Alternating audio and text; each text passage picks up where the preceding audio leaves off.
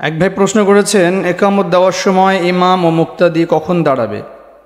বিস্তারিত দলিল সহকারে জানিয়ে বাধিত করবেন। এটা আমাদের বিভিন্ন জায়গাতে এই সমস্যার সম্মুখীন হয় অনেকে, আবার অনেক জায়গাতে এই বিষয়টা কোনো সমস্যা হয় না। তো এক্ষেত্রে যখন প্রথম তাকবীর আপনার ইমাম সাহেব যখন তাকবীর বলে, সেটা তো হচ্ছে একামতের পরে। মুয়াজ্জিন সাহেব যখন আল্লাহু আকবার বলে, তখন থেকেই সবাইকে দাঁড়িয়ে যাওয়া। তবে আপনার এই সময়টাতে প্রথম তাকবীরে ইমাম এবং মুক্তাদি সবাই দাঁড়িয়ে কাতার ঠিক করবে। তবে হাইয়া আলাল ফালাহ বলার সময়ও দাঁড়াতে পারে। আমরা অনেক আমাদের কি বলে এটাকে, বিভিন্ন পীর সাহেবের মুরিদান যারা আছেন, তো অনেক পীর সাহেব হুজুরদের মুরিদানকে এরকম দেখা যায় যে তারা হাইয়া আলাল ফালাহ বলার সময় দাঁড়ায়। তো এটাও জায়েজ আছে। আমরা অনেক সময় অনেকে না জেনে না বুঝি তাদেরকে দোষারোপ করি না। হাইয়া আলাল ফালাহ বলার সময়ও কেউ যদি দাঁড়ায়, ঠিক আছে। কিন্তু হাইয়া আলাল ফালাহ বলার আগে যারা দাঁড়িয়ে গেছেন, প্রথম তাকবীর দেওয়ার সময় যারা দাঁড়িয়ে গেছেন, তাদেরকে আপনি ধিক্কার জানাবেন, তাদেরকে আপনি কটু কথা বলবেন বা তাদেরকে বাঁকা চোখে দেখবেন, এটা হবে না। কারণ প্রথম বলার সময়, প্রথম তাকবীরের সময় ইমাম মুক্তাদি সবাই দাঁড়িয়ে যাবে। এই হাইয়া আলাল ফালাহর মাসালা হচ্ছে হাইয়া আলাল ফালাহ বলার পরে যেন আর কেউ বসে না থাকে। এটা হচ্ছে একদম লাস্ট সীমানা। কেউ বসে আছে, সমস্যা নেই, থাকতে পারে। কিন্তু হাইয়া আলাল ফালাহ বলা শুরু হয়েছে, এরপরে কেউ বসে আছে, এইটা যেন না হয়। এটা হচ্ছে লাস্ট সীমানা। এইটা অনেকে না বোঝার কারণে দেখা যায় সমাজে দ্বন্দ্ব হয়, তো মানুষ অনেকে মন্দ বলে। তো এটা আমাদেরকে মাথায় রাখতে হবে। তো আপনি হাইয়া আলাল ফালাহ বলার সময় দাঁড়াতে পারেন, সমস্যা নেই।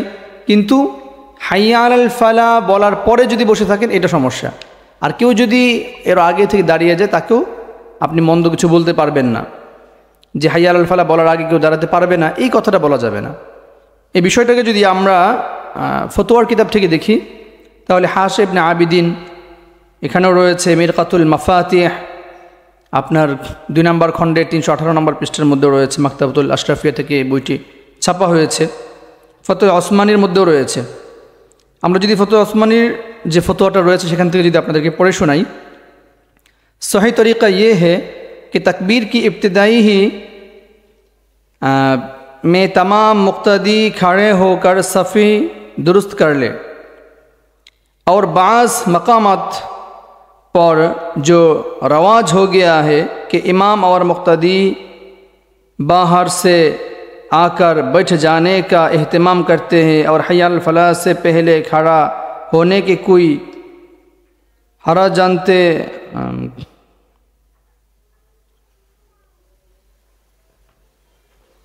আমরা এখানে থেকে যেটা দেখতে পাই যে কিতাবের মধ্যে যেটা আসছে, হাইয়া আল ফালাহ সে পেহলে খাড়া হোনেকে, এটা অনেকে, অর্থাৎ হাইয়া আল ফালাহ বলার আগে যদি কেউ দাঁড়িয়ে যায়, আমাদের সমাজের মধ্যে যেটা আছে যে যদি কেউ হাইয়া আল ফালাহ বলার আগে দাঁড়িয়ে যায়, তাহলে অনেকে খুব বাজে মন্তব্য করে এবং এটাকে খুব খারাপ মনে করে। তাহলে এখানে বলছে ইয়ে তর্জ আমল দুরুস্ত নেহি, এই যে সিস্টেমটা, এটা বৈধ না। তো এটার জন্য আপনাকে সকলেই এটা স্বাভাবিক থাকতে হবে যে যারা শুরুতে দাঁড়িয়েছে তারাও ওকে ফাইন, যারা হাইয়া আল ফালাহ বলার সাথে সাথে দাঁড়িয়েছে তারাও ঠিক আছে। তো এই জন্য কোনোটাকে আমরা খারাপ দৃষ্টিতে দেখব না, উভয়টা সহি রয়েছে। এছাড়াও এই ফতোয়াটি আপনার মাজমাউল আনহার, ইমদাদুল ফতোয়া, কিফায়াতুল মুফতি, ফতোয়া দারুল উলুম, ফতোয়া কাসিমিয়া, আল ফতোয়া আলমগিরি, এরকম অনেকগুলো কিতাবের মধ্যে আমরা এইগুলো ফতোয়াটা রয়েছে। আশা করি আপনারা এটা বুঝতে পেরেছেন। এই জন্য সমাজে দ্বন্দ্ব করার দরকার নেই, বরং স্বাভাবিক দৃষ্টিকোণ থেকে এক কথা হচ্ছে হাইয়া আল ফালাহ বলার আগে সকলকে দাঁড়িয়ে যেতে হবে।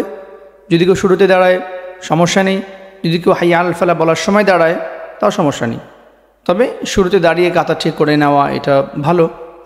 তো এই জন্য দ্বন্দ্ব করা যাবে না, ফিতনা করা যাবে না। আশা করি আপনারা বুঝতে পেরেছেন। যে কোনো মাসআলার প্রয়োজন হয় আপনারা কমেন্ট করবেন, জানাবেন, ইনশাআল্লাহ আমরা উত্তর দেওয়ার চেষ্টা করব।